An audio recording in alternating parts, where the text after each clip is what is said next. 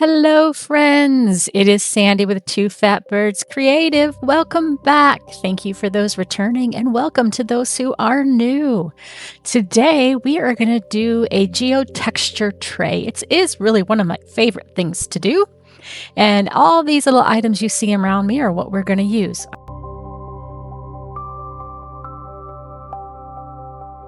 I've got this Unicone Art Gold. I've got Let's Resin Silver, Pearlex Pink Gold, some crushed glass there, some crushed glass in blue and mica powder in blue, and some more crushed glass and glitter.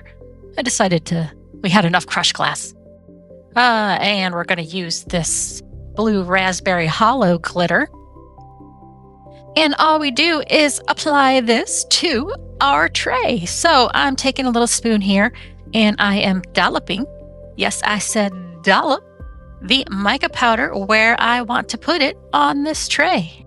And I will go ahead and put this on a fast forward because this is exactly just what I am doing, and I will do it with all colors and little glass pieces and glitters and little crystal items that we have.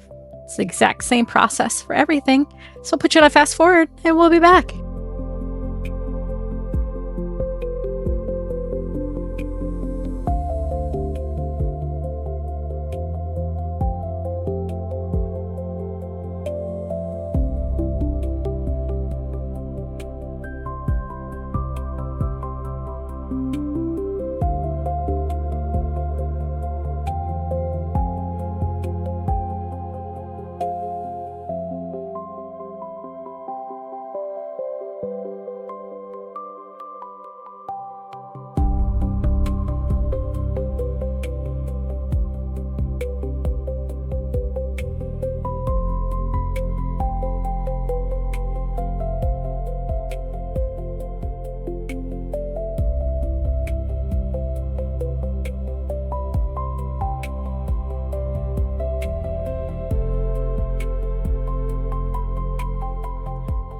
And a full disclaimer here, those little clear blue crystally pieces I put down, they totally get lost in the Resincrete here. So yes, I am also going to next pour Resincrete.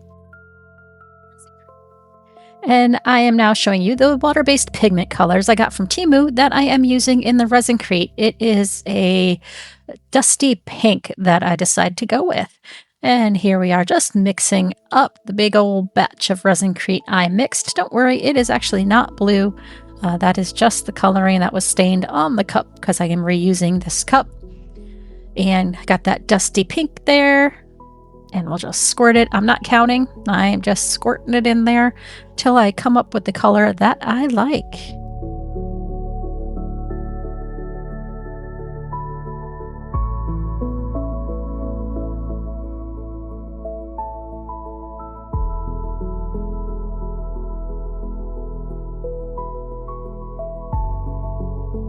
And I did find that it was a little too pale, so we're just adding just a few more drops and a little swirl.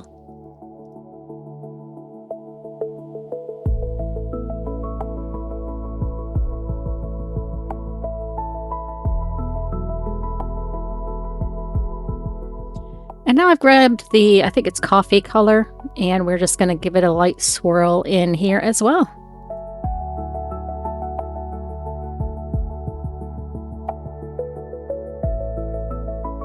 And now I'm going and just pouring the Resincrete over the top of our mica and glass chips and crystals, hoping not to displace it too much, but I do definitely displace some, which is okay.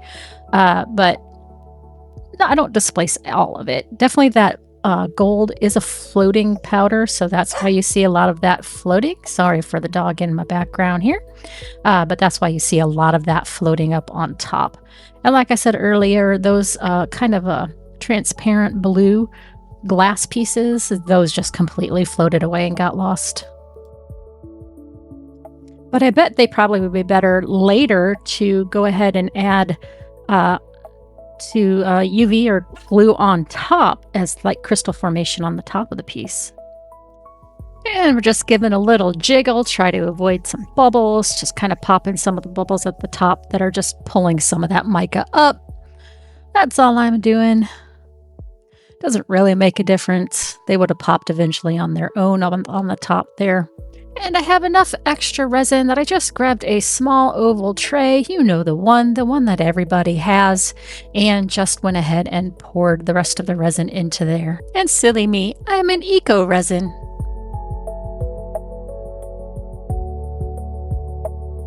All right, it is Demold time, guys, and here is that little oval mold. And yes, you can see I placed a sticker of our logo on the back there while it was not quite set yet, but there is that one, and that one will just end up having some sort of sticker transfer, something on it. I have not decided what yet to do with that one. But here we go with our other piece here. You can see all that gold mica that loves to float. I think it is a floating powder that floated up to the top. And I'm just getting those edges off, trying to get some of those off as I'm demolding this guy. And there she is. And you can see that a lot of the mica does still stick around onto the tray, and that is okay. And now here is our piece. I'm going to take the deburring tool and get off some of those edges. But the next thing we have to do is grab a baby wipe, and we're just going to go around the side here because it was coming off on my fingers, and I want to make sure that we pick up all of that gold. That gold is really the culprit, that floating gold. That it's just the remaining bits of that powder that did not stick into the Resincrete itself. So I'm just, again, getting it wiped down so it's not coming off all over my hands or anyone else's hands.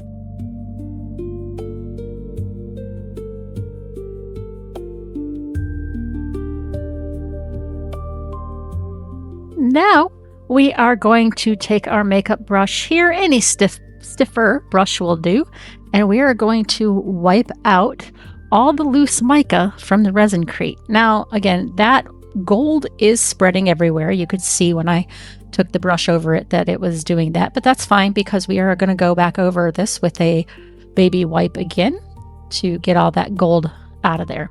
But you do need to do this part, which is getting all the loose stuff off of the tray. Otherwise, that's just going to come out on people's hands, my hands, your hands, somebody who buys the tray, so anybody that's touching the tray, and we don't want that to happen. So we got to get all those loose bits out of there. So I'll be doing this for a while. And then after I get all of the loose bits out, I will go back with a fluffier brush and make sure that all of the little tiny bits I may have missed are completely removed. And then it's taking the baby wipe. So we'll put you on a fast forward as I go through all this. And there's that big fluffy brush. And then next you'll see the baby wipe.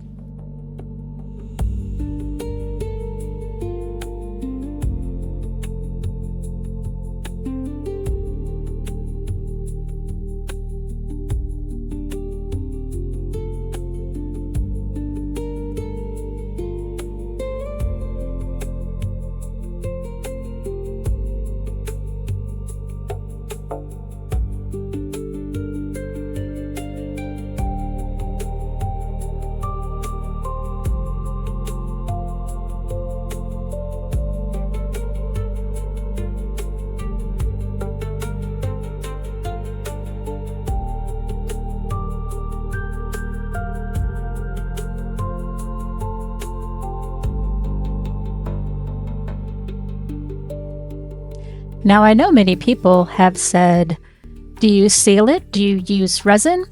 I am using, in this case, this DecoArt sealant. It's a glossy finish sealant, and I'm using a little sponge to apply it. It leaves less streak marks than a paintbrush, although it still does leave streak marks, I do find. But so this one we are going to seal with this sealant and see what that looks like at the end. And then I am going to also post another piece that we're going to seal with resin so you can see the comparison here towards the end of this video of the two. So like I said, I'm just taking this sponge, and I do get a different sponge because I've used this one quite a bit, and just apply the sealant over the entire piece. I do the sides, the top. The only part I didn't do was the bottom, even though it has cured for 3 days now. I just didn't feel like sealing the bottom in. But I do get around it, and I do get in those crevices as well, making sure that I get the sealant into those pieces. So you will see me continue on with this, and then we will go into showing the other piece and putting the resin on it.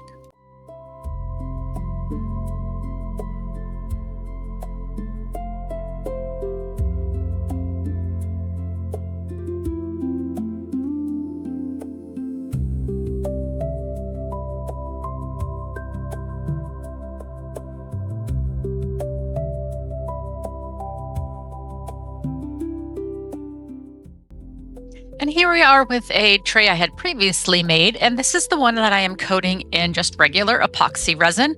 But I had an issue and apparently didn't record the actual pouring of the resin in the tray. So this was just a close-up kind of showing you how the tray looked, the cracks and crevices and sparkles. And now here is what it looks like with the epoxy resin poured onto it. This is not cured yet. This was just after I had poured it.